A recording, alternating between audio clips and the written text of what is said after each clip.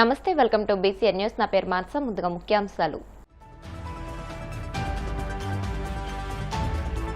సాగునీటి ప్రాజెక్టులపై మంత్రులు, ఉన్నతాధికారులతో సీఎం చంద్రబాబు సమీక్ష. దావోస్ పర్యటన నుంచి తిరిగొచ్చేలోగా నివేదికలు ఇవ్వాలని ఆదేశం.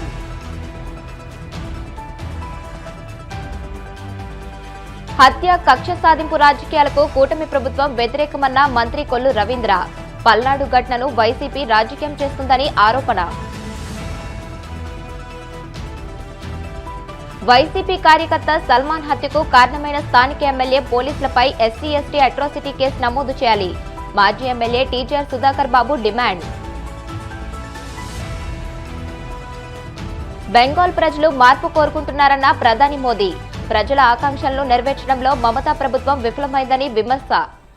రాష్ట్రంలో కీలకమైన సాగునీటి ప్రాజెక్టుల నిర్మాణాన్ని ప్రాధాన్యతా క్రమంలో పూర్తి చేయాలని సీఎం చంద్రబాబు అధికారులను ఆదేశించారు.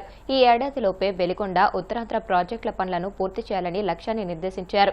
దావోస్ పర్యటనకు వెళ్లే ముందు అమరావతిలోని తన క్యాంపు కార్యాలయంలో మంత్రులు, ఉన్నతాధికారులతో ఆయన కీలక ప్రాజెక్టుల పురోగతిపై సమీక్ష నిర్వహించారు. గతంలో హంద్రీనివా కాలువ వెడల్పు, పోలవరం పనులను వేగవంతం చేసిన తరహాలోనే ఈ ఏడాది వెలిగొండ, ఉత్తరాంధ్ర ప్రాజెక్టులపై దృష్టి సారించాలని సీఎం స్పష్టం చేశారు. త్వరలోనే తాను వెలిగొండ ప్రాజెక్టును సందర్శిస్తానని తెలియజేశారు. ఈ సమావేశంలో పూర్వోదయ పథకం, పీపీపీ పద్ధతిలో చేపట్టాల్సిన ప్రాజెక్టులు, జల్ జీవన్ మిషన్ వంటి అంశాలపై చర్చించారు. హత్య రాజకీయాలు, కక్ష సాధింపులకు తమ కూటమి ప్రభుత్వం పూర్తిగా విరుద్ధమని ఎక్సైజ్ శాఖ మంత్రి కొల్లు రవీంద్ర స్పష్టం చేశారు.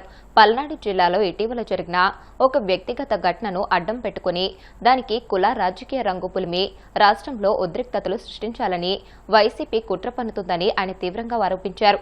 మంగళగిరిలోని టీడీపీ కేంద్ర కార్యాలయంలో ఆయన మీడియా సమావేశంలో మాట్లాడారు. పల్నాడులో చోటు చేసుకున్నది పూర్తిగా వ్యక్తిగత గొడవేనని, దానిని ఆసరాగా చేసుకుని కులాల మధ్య చిచ్చు పెట్టేందుకు వైసీపీ ప్రయత్నించడం దురదృష్టకరమని మంత్రి విమర్శించారు. పగలు ప్రతీకారాలు, ఇలాంటి సంస్కృతికి కూటమి ప్రభుత్వం ఎప్పుడు కూడా దూరంగానే ఉంది. ఈరోజు పల్నాడులో జరిగినటువంటి వ్యక్తిగత కక్షలను తీసుకొచ్చి రాజకీయం చేయాలనే ఒక దుర్మార్గమైనటువంటి ఆలోచన వైసీపీ చేయటం నిజంగా చాలా దురదృష్టకరం. మేమెప్పుడు కూడా ఈ రాష్ట్రంలో తెలుగుదేశం ఆవిర్భావం నుంచి చూసుకున్నట్టయితే శాంతి భద్రతల విషయంలో, పోలీసులు వ్యవహరించాల్సిన విషయంలో చాలా కఠినంగా ప్రభుత్వం ఎప్పుడు కూడా గౌరవ ముఖ్యమంత్రి చంద్రబాబు నాయుడు గారు కానీ, ఎన్టీ రామారావు గారు కానీ ఎవరైతే కుట్రదారులు ఉన్నారో అణిచివేసినటువంటి సందర్భాలు ఉన్నాయి. కానీ పల్నాడులో జరిగినటువంటి ఒక వ్యక్తిగతమైనటువంటి ఎవరైతే సల్మాన్ అనే అతను ఉన్నాడో, వైసీపీ నాయకుడు, ఈ సాల్మాన్ అనే వ్యక్తి ఒక రౌడీ షీటర్. దాదాపు సంవత్సరం నుంచి గ్రామానికి దూరంగా ఉండి మొన్న 10వ తారీఖున గ్రామంలోకి రావడం, వచ్చిన వెంటనే అక్కడ ఎవరైతే పేతురు, అతను కూడా మాల సామాజిక వర్గానికి చెందినటువంటి పేతుర్ని గొడవ పడతాం, మొట్టమొదటి సాల్మానే పేతురు మీద దాడి చేయటం, పేతురు తిరిగి అతని మీద తల మీద గాయం చేయటం, హాస్పిటల్లో అడ్మిట్ అయి ఆ గొడవలో అతను చనిపోవడం జరిగింది. చనిపోయినటువంటి వ్యక్తిని అంత్యక్రియల్లో పాల్గొంటామని చెప్పి, అంటే అక్కడ కక్షలో కార్పణ్యాలని రెచ్చగొట్టే కార్యక్రమానికి వైసీపీ నాయకులు పూనుకోవటం గతంలో చూసాం. ఇదే పల్నాడులో వైఎస్ఆర్ పార్టీ అధికారంలో ఉన్నప్పుడు జగన్మోహన్ రెడ్డి గారు 2019 నుంచి గ్రామాల్ని దాడులు చేయించారు. ఆడబిడ్డల మీద మానభంగాలు చేయించారు. గ్రామాల నుంచి రాకుండా గోడలు కట్టినటువంటి సందర్భాలు కూడా మనం చూసాం. ఇవాళ అటువంటి ఆ గ్రామాల్లో చాలా ప్రశాంతత వాతావరణం ఉంటే మళ్ళీ కక్షలో రెచ్చగొట్టే కార్యక్రమానికి వైసీపీ నాయకులు దిగటం, ఇది నిజంగా చాలా దురదృష్టకరం. ఇలాంటి సంస్కృతి గతంలో కూడా చూసాం. ఇదే జగన్మోహన్ రెడ్డి గారి ప్రభుత్వంలో మరి అక్కడ జల్లయ్య మీద హత్య చేయటం, తోట చంద్రయ్య పేక్ కోసేయటం, ఇవన్నీ బీసీల మీద మీరు చేసినటువంటి దాడులు ఈ రాష్ట్రం మర్చిపోయింది అనుకుంటున్నారా జగన్మోహన్ రెడ్డి గారు? ఇవాళ ప్రతిదీ రాజకీయం చేయాలనే ఒక దుర్మార్గమైనటువంటి ఆలోచనతో ఇవాళ జగన్మోహన్ రెడ్డి గారు వైసీపీ నాయకులు బయలుదేరుతున్నటువంటి పరిస్థితి చూస్తూ ఉంటే చాలా చాలా దుర్మార్గమైనటువంటి కార్యక్రమాల్ని మనం అందరూ కూడా ప్రతి ఒక్కరూ కూడా ప్రశ్నించాల్సినటువంటి అవసరం ఉంది. వైసీపీ కార్యకర్త సల్మాన్ను తెలుగుదేశం పార్టీ గుండాల చేత పోలీసులను కాపలా పెట్టి సీఎం చంద్రబాబు నాయుడే కొట్టి చంపించారని మాజీ ఎమ్మెల్యే టీజర్ సుధాకర్ బాబు ఆరోపించారు. చంద్రబాబు దళిత వ్యతిరేక వ్యవహార శైలికి ఇదే నిదర్శనమని, దళితుల మీద అనేక ప్రాంతాల్లో చంద్రబాబు దాడులు చేస్తూనే వచ్చారని ఆగ్రహం వ్యక్తం చేశారు. వైసీపీ కార్యకర్త మందా సల్మాన్ కి ప్రభుత్వం 1 కోటి రూపాయలు ఎక్స్గ్రేషియాతో పాటు ఎకరం పొలం ఇవ్వాలని, ఈ హత్యకు కారణమైన స్థానిక ఎస్ఐ సీఏలతో పాటు ఎమ్మెల్యే ఎరపతినేని శ్రీనివాసరావుపై కూడా ఎస్సీ ఎస్టీ అట్రాసిటీ కేసు నమోదు చేయాలని డిమాండ్ చేశారు. ఈ రోజున ఓ రాజకీయ నాయకుడిగా ఎదిగిన మందా సాల్మన్ ని పూర్తిగా ఎలిమినేట్ చేసేశారు. ఎలక్షన్ లో గెలిచిన తెలుగుదేశం పార్టీ గురజాలలో జగన్మోహన్ రెడ్డి గారు చేసిన మేళ్ల కన్నా ఎక్కువ మేళ్లు చేస్తే చూసి సంతోషించేవాళ్లు. కానీ కేవలం కక్షపూరితమైన రాజకీయాలు, హత్యా రాజకీయాలతో ఆ ప్రాంతం అంతా భయభ్రాంతులను చేస్తే కొన్ని నెలల నుంచి ఆ పిన్నెల్లి గ్రామంలోని వైఎస్ఆర్ కాంగ్రెస్ పార్టీ నాయకులు తలో దిక్కుకెళ్లి తలదాచుకుని వాళ్ళ ఆవిడికి బాగలేదని చూడటం కోసం వచ్చిన మందా సాల్మన్ మా సోదరుణ్ణి అత్యంత కిరాతకంగా చంపించాడు చంద్రబాబు నాయుడు. ఇది ఒక్క సాల్మన్ తోనే ఆగలేదు. స్వయాన పిఠాపురంలో ఉప ముఖ్యమంత్రి పాత్రలో ఉన్న పవన్ కళ్యాణ్ యొక్క నియోజకవర్గంలో గ్రామ బహిష్కరణ చేశారు దళితుల్ని.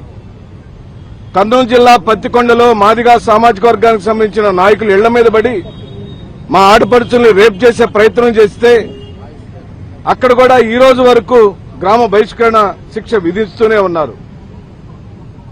మేము డిమాండ్ చేస్తున్నాం, మందా సాల్మన్ కు ₹1 కోటి ఎక్స్గ్రేషియా ఇవ్వాలి, 1 ఎకరం పొలం ఇవ్వాలి. అతనికి ఈ దుస్థితికి కారణమైన పోలీసు వ్యవస్థలోని స్థానిక ఎస్ఐ సిఐల మీద ఎస్సీ ఎస్టీ అట్రాసిటీ కేసు పెట్టాలి. స్థానిక శాసనసభ్యుడు ఎరపతినేని శ్రీనివాసరావు మీద కూడా ఎస్సీ ఎస్టీ అట్రాసిటీ కేసు పెట్టి తీరాల్సిందే. చంద్రబాబు నాయుడిని ఈ విషయంలో వదిలే ప్రసక్తి లేదు. బహుశా ఇక్కడ నీ ప్రభుత్వం ఉందని నువ్వు కేసులు మాఫీ చేసి కేసులను ఏదైనా మార్చి కార్యక్రమాలు జరిగితే జాతీయ స్థాయిలో మందా సాల్మన్ ఆత్మశాంతి కోసం జాతీయ స్థాయిలో ఎస్సీ ఎస్టీ కమిషన్ కలుస్తాం. ఎస్సీ ఎస్టీ కమిషనే కాదు, జాతీయ మీడియా ముందు కూడా చంద్రబాబు నాయుడు హయాంలో 2024 సంవత్సరం నుండి ఇప్పటి వరకు జరిగిన దారుణ మారణ కాండను, దళితుల మీద జరుగుతున్న దమన కాండను వీడియోలు, పుస్తక ఫోటోలు ప్రదర్శనలు చేస్తాం. జాతీయ స్థాయిలో చంద్రబాబు నాయుడు యొక్క దురంకార వ్యవహార శైలి ఈ ఆంధ్రప్రదేశ్ లో ఏ విధంగా ఉందో చెప్పబోతున్నామని చెప్పి మనవి చేస్తున్నాం. మా డిమాండ్లు చనిపోయిన వ్యక్తిని మేము తీసుకురాలేం కాబట్టి ఆ చనిపోయిన మందా సాల్మన్ కుటుంబానికి పూర్తిగా ఆర్థిక పరమైన పరిరక్షణ కల్పించాలి. మందా సాల్మన్ భార్యకి 1 ఎకరం పొలం ఇవ్వాలి, ₹1 కోటి ఎక్స్గ్రేషియా ఇవ్వాలి. స్థానికంగా సహకరించిన ఎస్ఐ మీద సిఐ మీద ఎస్సీ ఎస్టీ అట్రాసిటీ కేసు పెట్టాలి. వాళ్ళిద్దరిని ఆ విధంగా ప్రొవోక్ చేసిన స్థానిక శాసనసభ్యుడిని, హత్యని చేసినటువంటి హత్యకి కారకులైన వ్యక్తుల మీద శిక్షించాల్సిందే. స్థానిక శాసనసభ్యుడి మీద ఎస్సీ ఎస్టీ అట్రాసిటీ కేసు పెట్టాల్సిందే. పెట్టకపోతే చంద్రబాబు నాయుడు నిన్ను గద్దె దింపేదాకా ఈ రాష్ట్రంలోని మాలా మాదిగా రెల్లి పైడి కులస్తులం కంకణం కట్టుకుని ఊరు వాడ తిరిగి నిన్ను ఓడిచ్చేదాకా నిద్రపోమని. నువ్వు ఇంతకు ముందే నీరుకొండ, కారంచేడు లాంటి దుర్ఘటనలు నీ హయాంలోనే పల్లెల మీద పడి దారుణాతి దారుణంగా చంపిన చరిత్ర అనేది. అలాంటి వాడిని మేము నమ్మే ప్రసక్తి లేదని, అలాగని నువ్వు చంపితేనో కొడితేనో తలలు పగలగొడితేనో వైఎస్ జగన్మోహన్ రెడ్డి గారిని వదిలే ప్రసక్తి లేదని మరింత గట్టిగా పనిచేస్తాం. జగన్మోహన్ రెడ్డి గారు ఉంటేనే మా జీవితాలకు అండా దండ అని చెబుతూ సెలవు తీసుకుంటాం. శ్రీకాకుళం జిల్లా కోటబొమ్మాలి మండలంలోని తిలారు రైల్వే స్టేషన్లో బ్రహ్మాపూర్ విశాఖ ఎక్స్ప్రెస్ రైలు నూతన హాల్ట్ను వ్యవసాయ శాఖ మంత్రి Atchannaidu, Narasannapeta MLA bug Ramanamurthy railway అధికారులతో కలిసి కేంద్ర మంత్రి రామ్మోహన్ నాయుడు ప్రారంభించారు. ఈ సందర్భంగా కేంద్ర మంత్రి మాట్లాడుతూ అండర్ పాస్ల సమస్య దేశవ్యాప్తంగా ఒకే విధంగా ఉందని, రైల్వే మంత్రిత్వ శాఖ దృష్టిలో ఈ సమస్య ఉందని తెలియజేశారు. త్వరలో ఈ సమస్యకు శాశ్వత పరిష్కారం లభిస్తుందని అన్నారు. మంత్రి అచ్చెన్నాయుడు మాట్లాడుతూ ఈ సమస్యకు శాశ్వత పరిష్కారం చూపించే దిశగా రైల్వే అధికారులు చొరవ చూపాలని కోరారు. తిలారు రైల్వే స్టేషన్ లో ఈ రోజు మన అందరం ఎంతో కాలం నుంచి ఎదురు చూస్తున్నటువంటి బరంపూర్ విశాఖపట్నం ఎక్స్ప్రెస్ హాల్టేజ్ ఈ రోజుతో మనం ప్రారంభోత్సవం చేసుకుంటున్నాం. మనకు మరొక రోజు పండుగ ఎక్స్టెండ్ అయినట్టుగా ఈ రోజు ఈ శుభకార్యం మనం చేసుకోవడం ఎంతో ఆనందంగా ఉంది. ఈ ఆనందం మీ అందరితో పాటు పంచుకున్నందుకు నిజంగా చాలా సంతోషంగా ఉందని తెలియజేసుకుంటున్నాను. మనకి శ్రీకాకుళం జిల్లాలో రైల్వేస్ అంటే మొట్టమొదటిగా గుర్తొచ్చే వ్యక్తి స్వర్గీయ కింజరాపు ఎర్రన్నాయుడు గారు అనేది మనం అందరం కూడా గుర్తుపెట్టుకోవాలి. ఆయన ఆ రోజు పార్లమెంటు సభ్యుడిగా, కేంద్ర మంత్రిగా, రైల్వే కమిటీ చైర్మన్ గా ఉన్న కాలంలో మనకున్నటువంటి ప్రతి ఒక్క స్టేషను అంటే దూసిని మొదలుకొని మళ్ళీ ఇచ్చాపురం స్టేషన్ వరకు ప్రతి స్టేషన్ ఆ రోజు పట్టుబట్టి మరి అభివృద్ధి చేసినటువంటి నాయకుడు మహానుభావుడు స్వర్గీయ కింజరాపు ఎర్రన్నాయుడు గారు. దాని తర్వాత ఆయన దృష్టిలో పెట్టుకొని మీరందరి ఆశీర్వాదంతో మళ్ళీ నన్ను గెలిపించి పార్లమెంటు సభ్యుడిగా చేస్తే నేను కూడా ఆయన తాలూకు ఆశయాలు కొనసాగించే విధంగా రైల్వేస్ మీద అనేక కార్యక్రమాలు ముందుకు నడిపించాం. అందులో తిలారు స్టేషన్ లో కూడా చూసుకుంటే మనకి కొత్తగా ఒక బిల్డింగ్ ఏర్పాటు చేసుకున్నాం. ప్లాట్ఫామ్ హైట్లు ఇక్కడ పెంచాం. తిలారు రైల్వే స్టేషన్ తాలూకా ప్రత్యేకత అటు కోటబొమ్మాలి, ఇటు పోలాకి, నరసనపేట, జలుమూరు, సారవకోట అన్ని మండలాలకి కలిపి ఒక స్టేషన్ ఏదైనా ఉందనంటే అది మన తిలారు రైల్వే స్టేషన్ అనేది కూడా గర్వంగా తెలియజేసుకుంటున్నాను. అందుకనే దీన్ని ఎట్టి పరిస్థితుల్లో అభివృద్ధి చేయాలని ఒక పక్కన ఇక్కడ ఇన్ఫ్రాస్ట్రక్చర్ ని క్రియేట్ చేస్తూ స్టాపేజెస్ ని కూడా ఈ రోజు ఏర్పాటు చేశాం. అలాగే ఈ రోజు కేంద్రంలోనే అతి చిన్న వయసులో కేంద్ర మంత్రిగా చేసేటటువంటి అవకాశం మీ పార్లమెంటు సభ్యుడిగా నాకు ఈ రోజు వచ్చింది. మోదీ గారి తాలూకా నిత్య సహకారం, అండదండలు ఉన్నాయి. ఆయనకు కూడా చాలా ఇష్టం ఎవరు యువకులంటే. దేశంలో ఉండేటటువంటి యువకుల్లో అపారమైన శక్తి ఉంది. వాళ్ళకు మనం ప్రోత్సహించాలని మోదీ గారు కూడా ప్రత్యేకంగా మన మీద ఒక రకమైనటువంటి ఒక మంచి స్పందనతో మనల్ని ప్రమోట్ చేస్తున్నారు. వాళ్ళందరి తాలూకా సహకారంతో జిల్లాని అభివృద్ధి చేస్తామని తెలియజేసుకుంటూ మీ అందరికీ కూడా మరొకసారి కార్యక్రమానికి విచ్చేసినందుకు ప్రత్యేక విశేషమైనటువంటి అభినందనలు తెలియజేసుకుంటున్నాను. మన ఈ యొక్క కొత్త సంవత్సరం ఇటువంటి మంచి కార్యక్రమంతో మొదలైనందుకు నాకెంతో ఆనందంగా ఉందని ఆనందం మీ అందరితో పాటు పంచుకొని మరొకసారి ప్రతి ఒక్కరికి కూడా నా శుభాకాంక్షలు తెలియజేస్తూ. టెక్నాలజీ మార్చలేము. నేను చాలా సందర్భాల్లో రామ్మోహన్ నాయుడు గారికి కూడా చెప్పాను, ఇది ప్రధానమైన సమస్య. ఇది రాష్ట్రం కాదు, దేశమంతా ఈ సమస్య ఉంది. ఈ సమస్యకు పరిష్కారం చూపకపోతే నేను ఇప్పుడు వచ్చాను చాలా రోజుల తర్వాత. మన తిలారు దగ్గర అండర్ పాస్ ఉంది. వర్షం పడిందంటే మనం ఆర్ఎస్కి వచ్చే పరిస్థితి లేదు, మొత్తం నిండిపోతుంది. ఈ సమస్యకి ఏదో ఒకటి కొనుక్కొని మోటార్స్ పెట్టైనా ఆటోమేటిక్గా ఏదైనా చేసి వాటర్ మనం తీయకపోతే ప్రజలు చాలా చాలా ఇబ్బందులు పడుతున్నారు. పశువులు కూడా వెళ్ళే పరిస్థితి లేదు. దీని మీద కూడా దృష్టి పెట్టమని కోరుతున్నాను. ఇక రామ్మోహన్ నాయుడు గారికి, డిఆర్ఎం గారికి 3 స్టేషన్స్, ఒకటి తిలార్ ఆర్ఎస్, 2 హరిశ్చంద్రపురం, 3 కోటబొమ్మాలి ఆర్ఎస్. ఈ 3 ప్రధానమైనటువంటి stations. National highway only 3 kilometres. National highway నుంచి తిలార్ ఆర్ఎస్ కి ఇంతకు ముందు రోడ్డు ఉండేది కాదు. ఆ రోజు నేను ఎమ్మెల్యేగా అయిన తర్వాత ఎర్రన్నాయుడు గారి సహకారం తీసుకొని కాలి నడకతో వచ్చి నేనే భూములు కొని చిన్న రోడ్డు వేశాను.